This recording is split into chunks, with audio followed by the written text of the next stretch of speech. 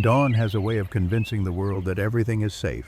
The light arrives gently washing the land in soft gold. The air is cool, still, almost tender. For a brief moment, even the wild seems to pause as if danger itself has agreed to rest. But in nature, calm is often nothing more than a disguise, a thin, fragile veil hiding what waits just beneath the surface. That morning, along the banks of the Saviri Channel in northern Botswana, a single misstep would place a young life on the edge of disappearance. No one in the Pride knew that within minutes everything would change. And no one could have imagined that if help came at all, it would come from the least expected place. The sun rose quietly over the Saviri Channel. Pale light spread across the water, turning its surface into brushed gold. Tall grasses along the bank stood motionless in the cool morning air, untouched by wind or warning. The wilderness looked forgiving, almost gentle, the kind of scene that suggested safety simply by existing. Moving slowly along the edge of the channel was a small pride of lions. At the front walked Nalai, an experienced lioness whose powerful body carried the subtle marks of years spent surviving an unforgiving terrain. Her movements were steady and deliberate, every step guided by instinct sharpened through countless seasons. Her ears turned slightly, her eyes scanned constantly, reading the land the way only a predator could. Behind her followed several cubs still young enough to depend entirely on her judgment. Among them was Timo, the smallest of the group. Timo's legs were thin and not yet strong. His steps lagged just half a beat behind the others, and he often struggled to keep pace. Nalai knew this well. Though every instinct urged her to move quickly away from the exposed riverbank, she slowed just enough to keep him close. In the wild, hesitation can be fatal, but a mother's awareness carries a different weight. Timo was more than just another cub. He was a fragile thread in the future of this pride. The Saviri Channel was beautiful in the early light, but beauty in the African wilderness often hid danger. The ground near the water was damp and unstable, shaped by receding floods and softened by the cool night air. Nali crossed terrain like this effortlessly, her weight distributed perfectly, her paws finding solid ground by instinct alone. For Timo it was unfamiliar and dangerous. As the cubs followed their mother, Timo's paws sank slightly into the wet earth. He paused, uncertain, lifting his head as if searching for reassurance. Nala glanced back for a fraction of a second. Their eyes met. Her gaze was calm, steady, a silent command shaped by survival. Keep moving. Trust me. It was a language older than memory, passed down through generations. The rest of the pride continued forward, unaware that this quiet crossing was about to become a moment etched into instinct forever. Birds called softly from the reeds. Somewhere in the distance, an unseen animal disturbed the shallow water. It was the kind of scene often framed as peaceful, even comforting. But beneath that stillness lay forces that cared nothing for peace. Timo took another step. The ground beneath his paw shifted sudden, just enough to break his rhythm. His small body wobbled, and in that instant the promise of the morning fractured. The edge of the riverbank, thinned by erosion, gave way slightly. Timo stumbled forward, a startled sound escaping his throat as his hind legs slid on slick clay. Nali stopped instantly. The sound was faint, almost lost in the open air, but to a mother it rang louder than any roar. She turned sharply, muscles tightened, her attention snapped back toward the river's edge. Timo had not fallen completely into the water, but he was no longer safe. He clung to a narrow ledge of crumbling earth, his small claws scraping uselessly against the wet surface as he struggled to regain balance. Moments earlier the dawn had felt gentle. Now it felt thin, fragile. Timo cried out again, high and sharp, filled with confusion more than fear. He didn't yet understand the danger, only that the ground beneath him could no longer be trusted. Nellie stared down at him from above her body. Tense, her mind racing through distances, angles, and risks.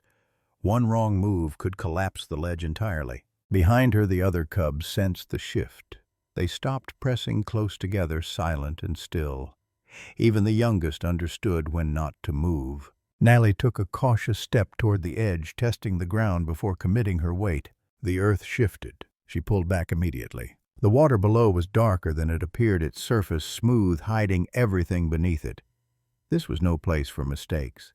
In that moment, the Saviri Channel revealed its true nature, not a peaceful stretch of water, but a boundary between continuation and loss. Timo's cries grew more urgent as his strength began to fade. Each sound echoed across the open plains, carrying farther than he could ever know. Nali lowered her head slightly. Her breathing remained steady but heavy.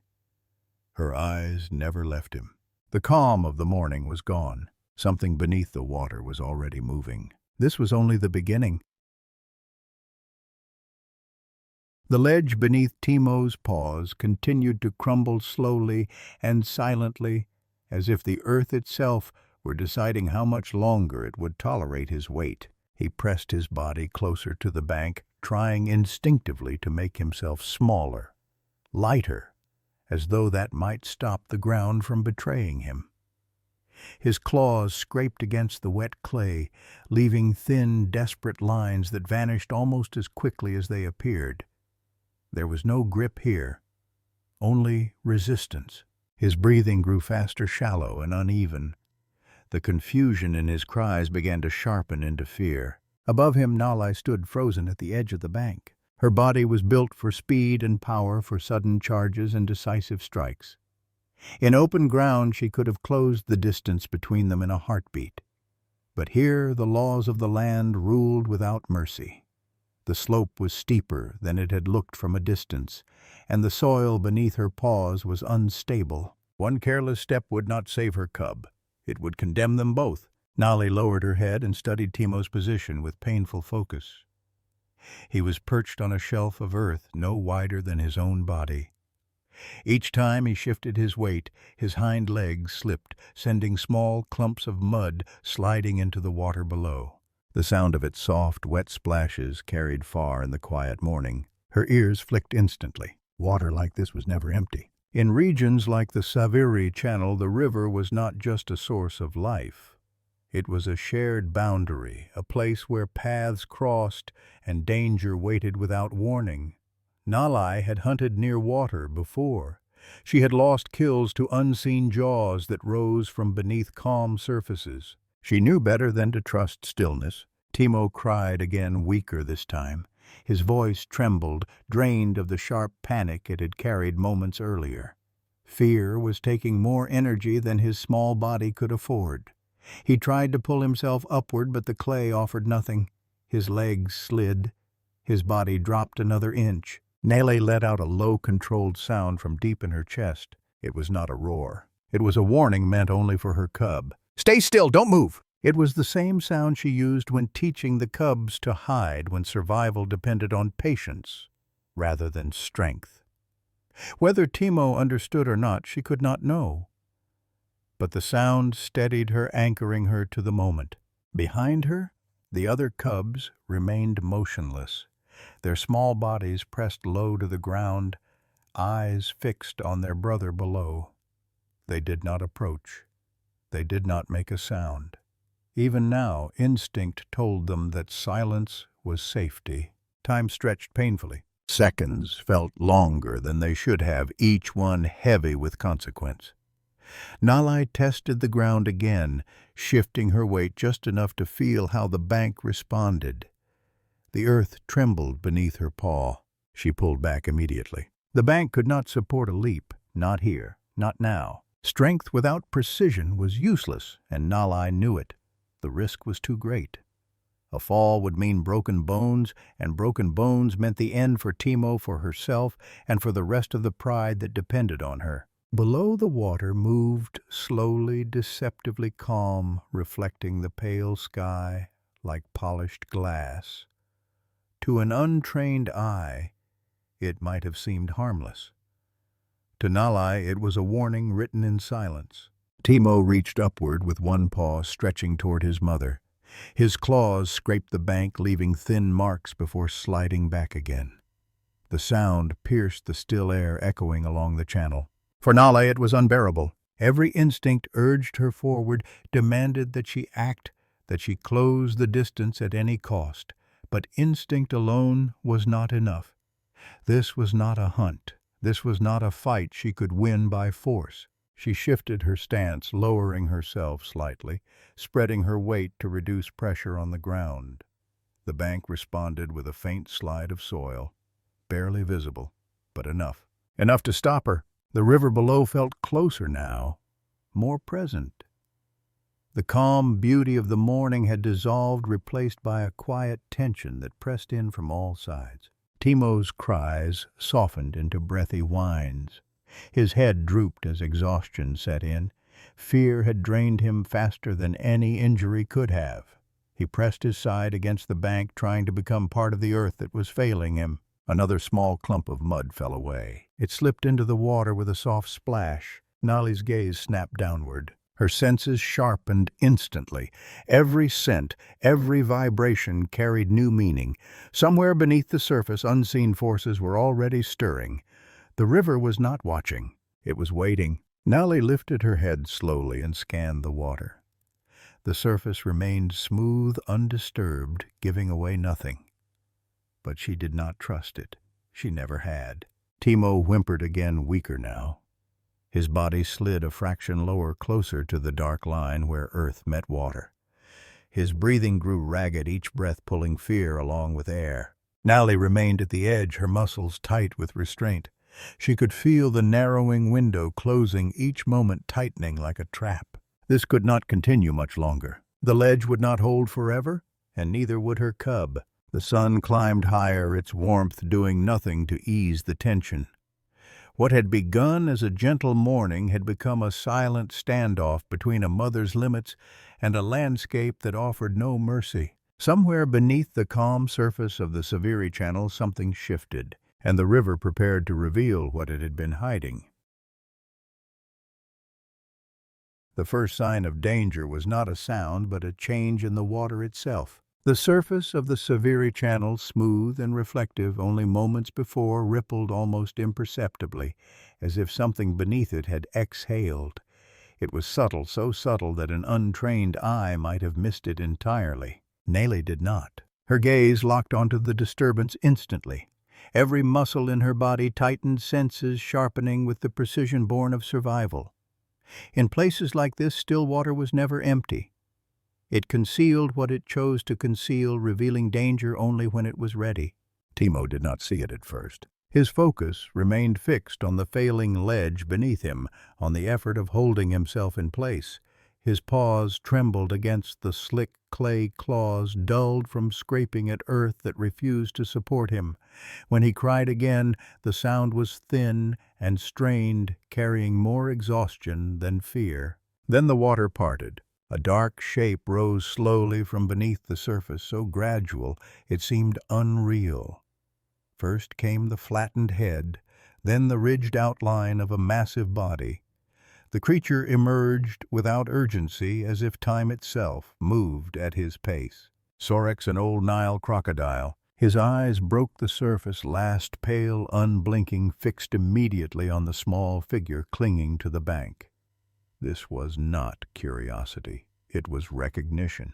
Nale's chest tightened. A low growl rolled through her throat, vibrating through her body and into the ground beneath her paws. She knew this enemy well. Crocodiles like Sorex were ancient hunters shaped by patience rather than speed. They did not rush. They waited. And when they moved, they rarely failed. Sorex remained half submerged, his powerful tail hidden beneath the water, his armored body aligned with the ledge where Timo struggled. He did not thrash or display aggression. His stillness was deliberate, calculated. To him the cub was already measured. Distance, angle, timing. Timo sensed the change before he understood it. His cries stopped abruptly, replaced by shallow, panicked breaths. He pressed his body tighter against the bank as if trying to disappear into the clay itself. His eyes widened as he stared down at the water, finally recognizing the shape that did not belong to the river. Nali roared. The sound tore through the quiet morning, sharp and furious. It echoed along the channel, startling birds from the reeds and carrying across the open land.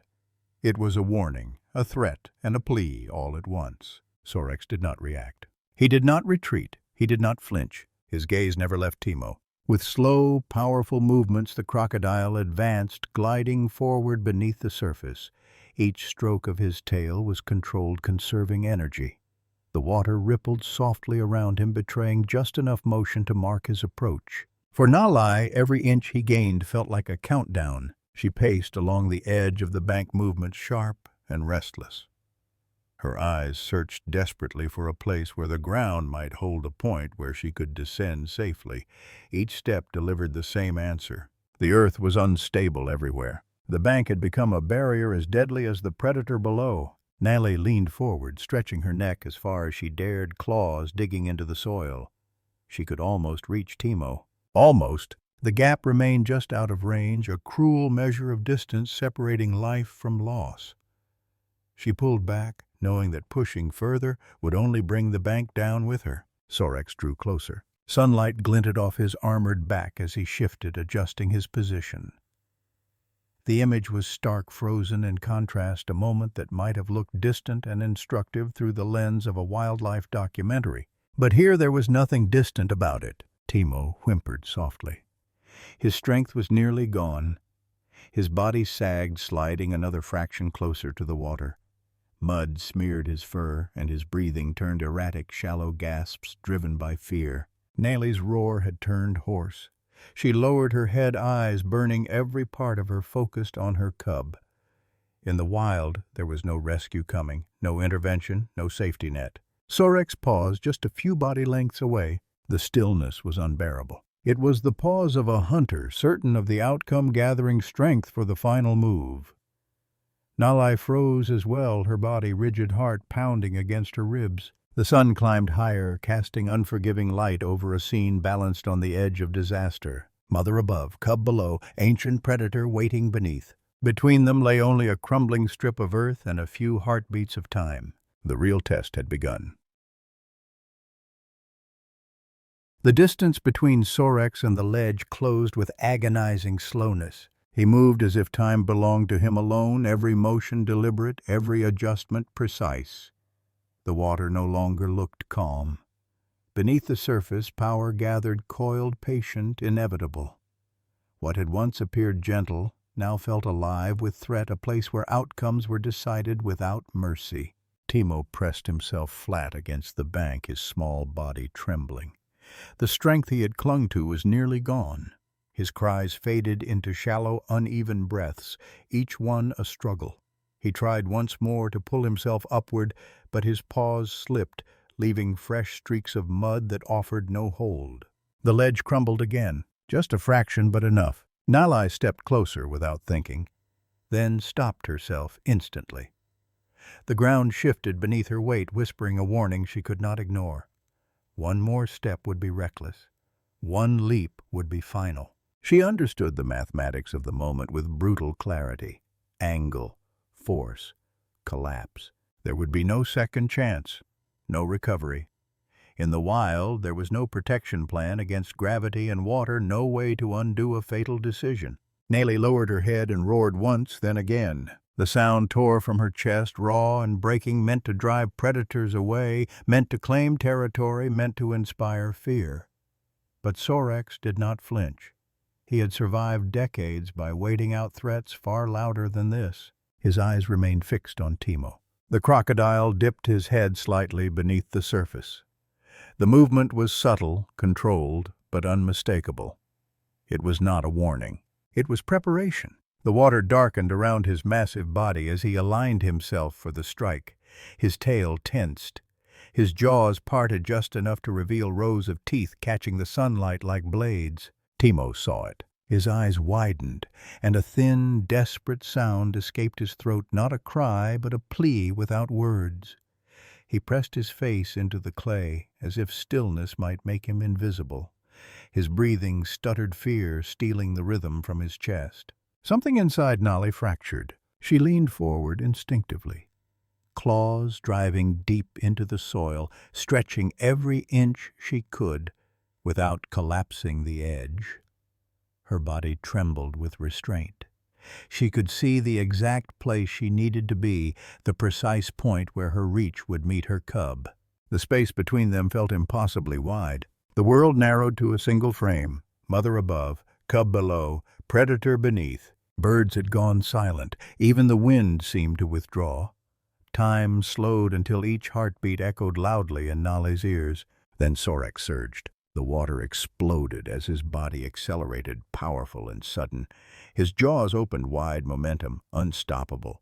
Ripples raced outward, slamming against the bank. This was the moment he had waited for, the moment when patience ended. Nale roared again, harsher, now edged with despair. She swiped at empty air, knowing even as she did it that she was too far away. Her claws closed on nothing.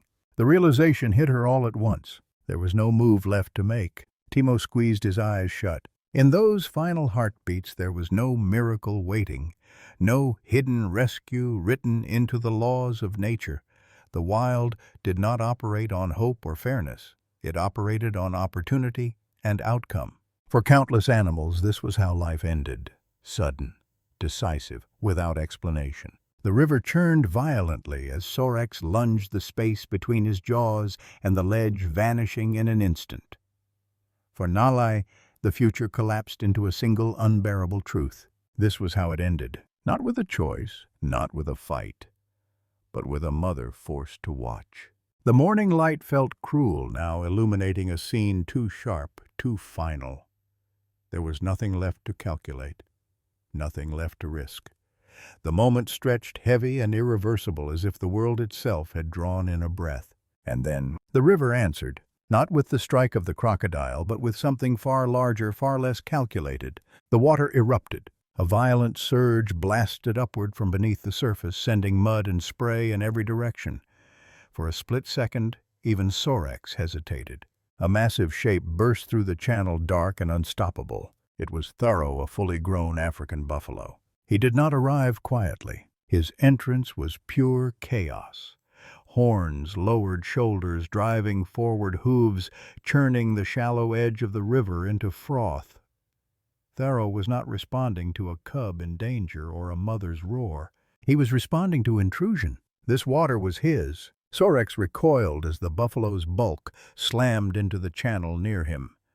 The precision of the ambush dissolved instantly into confusion. Waves crashed against the bank, and the careful geometry of predator and prey collapsed into disorder. The river, moments ago a silent executioner, became a battleground. Nale froze, stunned by the sudden reversal.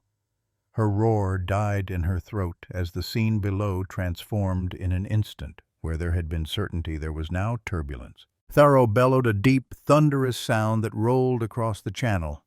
Not a warning, a declaration. Sorex snapped instinctively, but the buffalo's mass gave him no clean angle. Tharo charged again, hooves striking submerged ground with brutal force. Mud and water surged upward, obscuring everything. The crocodile, built for patience and precision, was suddenly outmatched by sheer aggression. For Timo, the world became a blur. Waves slammed into the bank, soaking his small body, rattling the crumbling earth beneath him.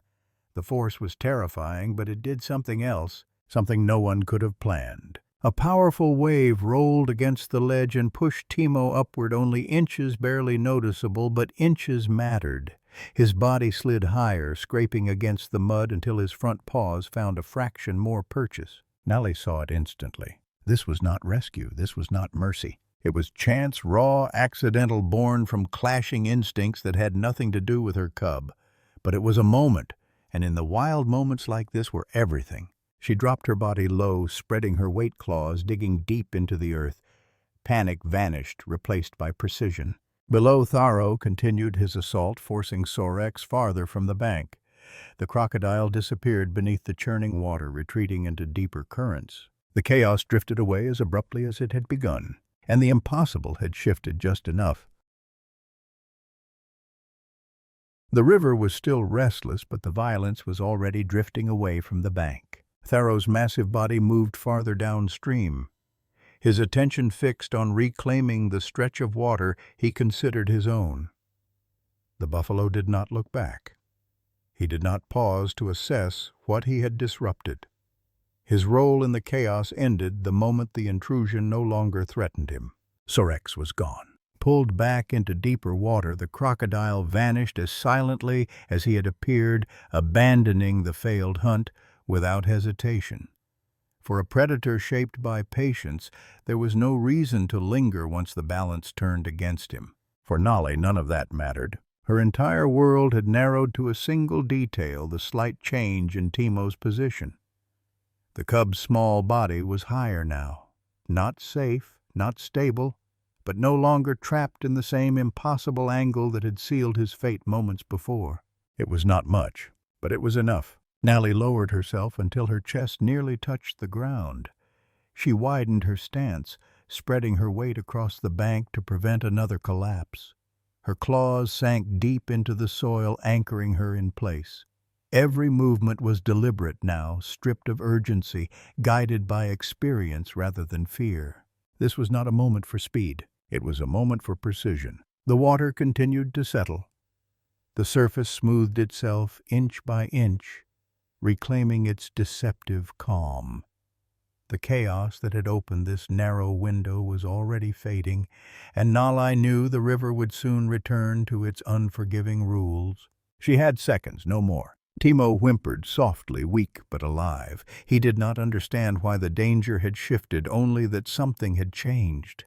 His eyes searched upward, finding his mother's gaze locked onto him with fierce clarity. That look steadied him. His breathing slowed just enough for him to hold still. Nale extended her neck inch by inch, stretching forward as far as the bank would allow. The distance between them shrank, but the risk remained. Too much force would pull Timo loose, too little would fail entirely. There would be no second attempt. In the wild, mistakes were final. She opened her jaws and gently took hold of the loose skin at the back of Timo's neck. It was the same careful grip she had used countless times when he was younger, lifting him when his legs were too weak, carrying him when the world was too big. The instinct was ancient, deeply embedded, but the stakes had never been higher. Timo went still. He did not struggle. He did not cry out. Something in him recognized the necessity of trust. His small body tensed for a heartbeat, then relaxed, surrendering to the familiar pressure of his mother's hold. For a single breath, everything balanced on that connection. Nale began to pull. She did not jerk or rush. She leaned back slowly, transferring the effort through her shoulders and hind legs, using the full strength of her body without wasting a fraction of it. The bank groaned softly beneath the strain, but it held. Mud slid, water dripped. Timo's body lifted, scraping against the edge as gravity resisted every inch. Time stretched again, but this time it felt different. No longer the heavy pause of waiting for loss, but the focused silence of effort demanding everything. Nale was not a hunter in this moment. She was a lifeline. Timo's back paws cleared the ledge. With one final controlled pull, Nale drew him fully onto the bank. His small body collapsed against the earth, trembling, soaked alive. The danger below vanished in an instant, replaced by solid ground. Nale released her grip and stood over him, her body forming a shield without conscious thought. She lowered her head and began to lick him, firm strokes, clearing mud from his fur, grounding him in the familiar rhythm of care. Each movement carried a quiet message. You are here. You survived. It is over. Timo pressed himself against her chest. His breathing was uneven at first, then slowly steadied. The fear that had drained him moments earlier ebbed away, replaced by exhaustion so deep it left him limp. Behind them the other cubs stirred. Cautiously, they inched closer now that the threat had passed, drawn by instinct towards safety and warmth. None of them made a sound. Even now, silence felt wise.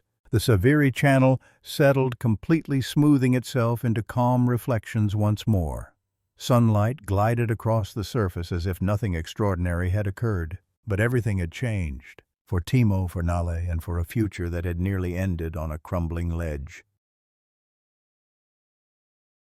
For a long moment no one moved. Nale remained where she was, her body curved protectively around Timo, as if the river might rise again if she looked away. Her tongue moved in slow, deliberate strokes across his soaked fur, clearing away mud and the last traces of fear together. Each lick was steady, grounding, a silent promise that the danger had passed. Timo's small body trembled beneath her touch, not from cold, but from release. The terror his young mind could not yet understand drained away, leaving behind a deep, bone-heavy exhaustion. Gradually, his breathing slowed, each rise and fall of his chest becoming more even. The other cubs edged closer. They moved cautiously, unsure whether the threat had truly gone, their small bodies pressed against their mother's flank, drawn by instinct toward warmth and safety. None of them made a sound. Even now, stillness felt like the safest choice. The Saviri Channel returned to its earlier calm, as though the violence that had torn through it minutes before had never existed. The water smoothed itself into a mirror once more, sunlight stretching across the surface in soft bands of gold. Downstream, Tharo stood knee-deep in the shallows, lowering his massive head to drink. He did not look back. He did not pause. The life he had spared without seeing it, without intending it, no longer existed in his awareness. His role in the morning's events ended the moment his territory felt secure again. Nally lifted her head slowly and looked toward the river. There was no gesture of recognition between species, no exchange of understanding. Nature offered no rituals for gratitude. Yet in her steady gaze there was something deeper, an awareness that Timo's life had been spared by forces beyond strength, beyond intention. It had not been courage that saved him, not mercy, not vigilance. It had been coincidence shaped by instinct, territory, and timing. Paths crossing at exactly the right moment in a shared landscape where survival rarely left room for meaning. To those who watched wildlife from afar, through documentaries or carefully framed images, this moment might have seemed miraculous, a story of rescue, a moment of triumph. Here on the riverbank, it was something else entirely. It was simply how survival sometimes worked. Nally lowered her head and nudged Timo gently with her muzzle. He stirred, lifting his head unsteadily. Mud clung to his fur, his eyes blinking against the light. His legs shook as he tried to stand, and for a moment he faltered. Nally stayed close. Her presence was a living support stronger than any protection the wild could offer. When Timo leaned into her, he found his balance again. One step, then another. Small, careful, determined. The pride began to move. Instinct guided them away from the river toward higher, safer ground. Each step carried them farther from the place where Timo had nearly disappeared, farther from the invisible line between continuation and loss. The channel slipped behind them, already reclaiming its quiet indifference. Timo walked close to his mother, now no longer lagging behind. His pace was slow but steady. The memory of the river clung to him not as understanding but as imprint. Survival leaves marks deeper than scars. As they disappeared into the tall grass, the morning resumed its course. Birds returned to the reeds. The wind stirred softly, indifferent to what had almost been taken. Nothing remarkable had occurred. Another life had been tested, another life had continued. And in that continuation lay the unspoken truth of the Saviri Channel. Sometimes the greatest help does not come from intention or kindness, but from the last place anyone would expect. The grass closed around the pride as they moved farther from the river, tall stems brushing softly against their flanks. From a distance, nothing about their retreat suggested how close one life had come to vanishing. The land gave no sign that anything unusual had occurred. That was the way of the wild. Nally did not relax immediately. Her pace remained measured, her head turning often as she guided the cubs toward firmer ground. Every sense stayed alert, reading the terrain, listening for what could not yet be seen. The river was behind them, but danger in this land was never tied to a single place. Timo stayed close to her side. Where he had once lagged behind, now he pressed forward, matching her steps as best he could. His movements were still stiff, his body heavy with exhaustion, but he did not fall back. Something had changed in him, not understanding but awareness. The others sensed it too. They glanced at him more often now, drawn by instinct to the cub who had returned from the edge. No sound passed between them, but in the quiet closeness of the pride, the moment settled into memory. They reached a low rise where the ground was dry and firm. Nalai slowed and finally stopped. One by one the cubs gathered around her, sinking into the grass. Only then did she allow herself to rest. Timo collapsed beside her, his legs folding beneath him, his eyes closed almost instantly, the exhaustion finally claiming him. His chest rose and fell in deep, uneven breaths, the kind that come only after fear has burned itself out. Nellie watched him. She did not touch him at first. She simply observed, ensuring the rhythm of his breathing held steady, that no hidden weakness lingered. When she was satisfied, she lowered her head and rested her chin briefly against his small back. It was not affection as the world understood it. It was confirmation. The cub was still here. Around them the land continued its quiet routines. Insects stirred in the grass. Distant birds called, resuming patterns interrupted earlier by sudden chaos. Life did not pause to acknowledge what had nearly been lost. That truth settled heavily. In the wild, survival rarely announces itself. There is no audience, no moment of recognition. Life continues indifferent to how narrowly it was preserved. For Timo, the river would leave no clear memory. He would not recall the water closing in the shadow rising beneath him, or the jaws that had nearly ended his story. But something deeper would remain. A trace, a tightening in the body when water lay too still, a hesitation at unstable ground. An instinct sharpened earlier than it should have been. These were the quiet gifts of survival. Nalai lifted her head and scanned the horizon. The pride was safe for now, but safety was never permanent. Every day demanded attention. Every step carried consequence. She understood that better than most.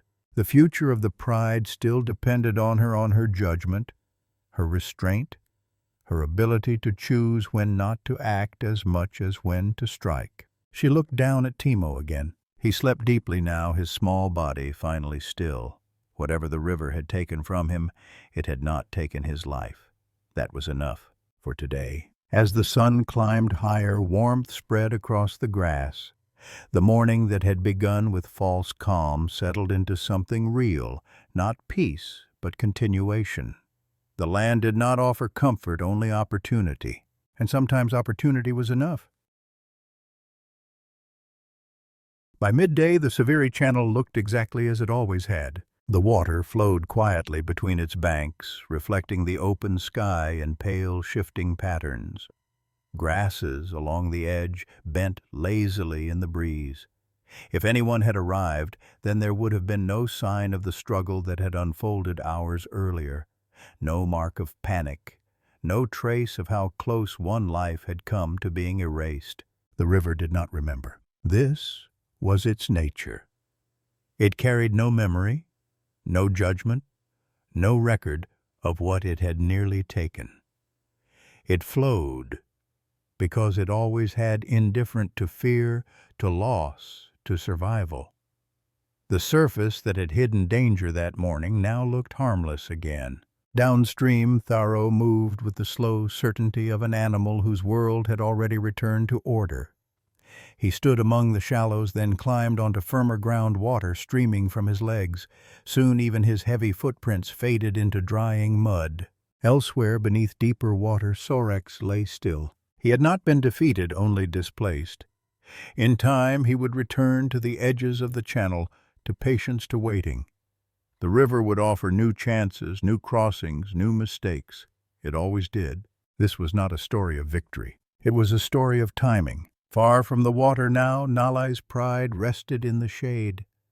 The cubs slept in uneven clusters, their small bodies rising and falling in quiet rhythm. The heat pressed down gently, dulling movement, slowing the world. Timo slept longer than the others. His body still carried the weight of the morning, though his mind had already moved on.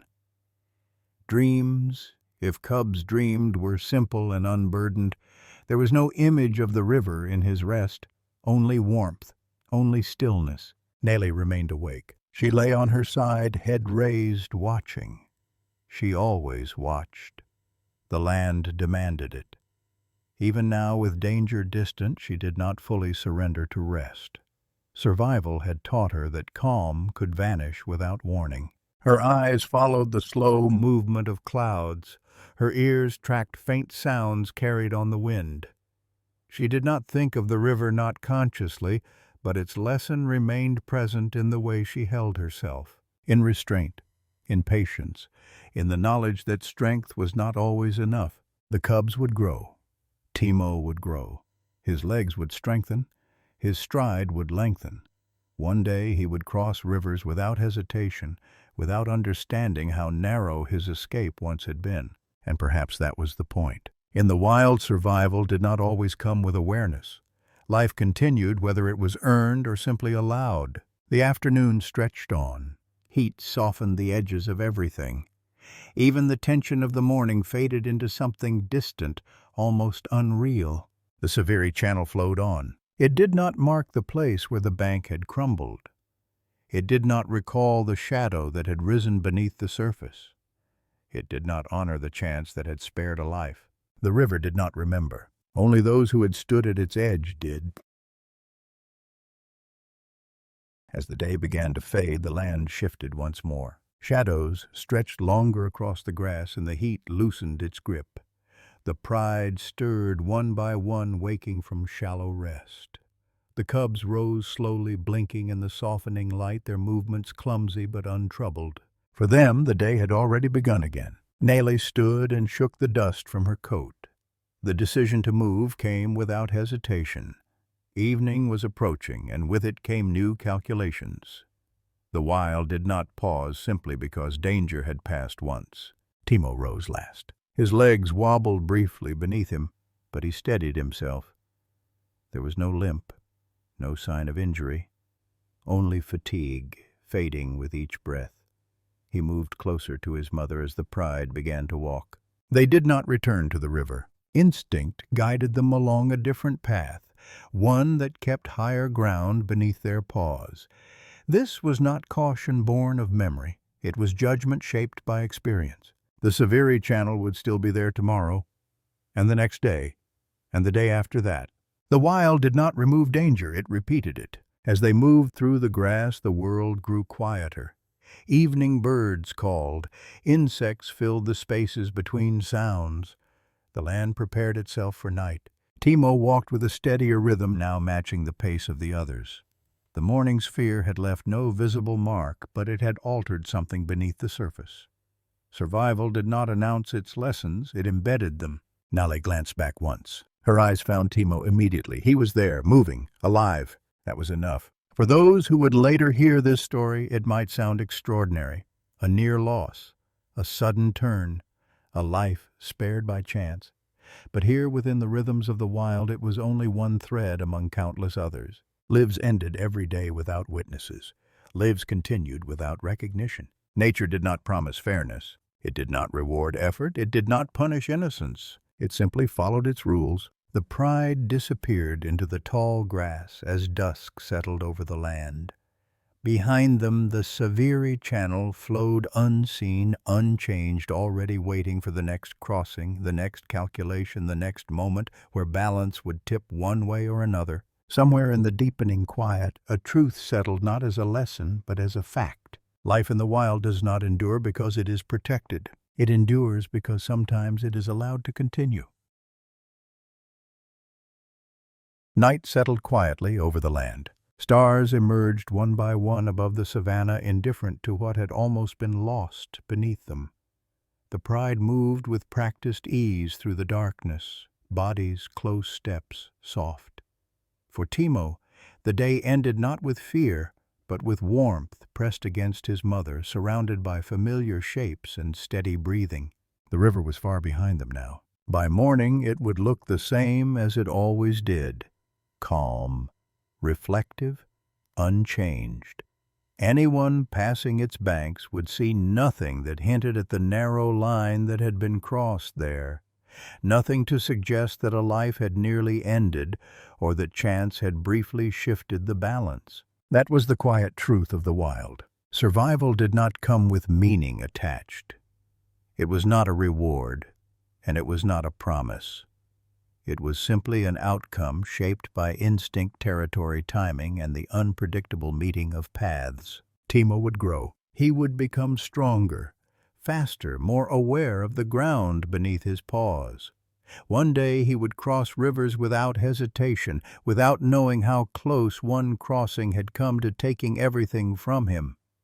The memory would not live in his mind, but in his instincts, in the way he paused at unstable edges, in the caution written into his movements. Nali lay awake for the long time before sleep took her. She listened to the quiet sounds of the night, her body still angled protectively toward her cubs. She did not think of the crocodile or the buffalo or the river itself. She did not search for meaning. In the wild, survival was not something to celebrate, it was something to continue. And yet somewhere between the fading heat of the day and the steady rhythm of breathing around her, one truth remained undeniable. Timo was still there. Not because of mercy, not because of intention, not because the world had chosen to be kind, but because for one brief moment the river gave something back. In landscapes like this, where danger and life share the same space, those moments are rare. They arrive without warning, leave without explanation, and never promise to return. But they matter. They matter because every life, no matter how small, carries weight in a world balanced on constant risk. And sometimes survival is not about strength or courage, but about being present when chance opens a door. If this story stayed with you, take a quiet moment and let us know you were here.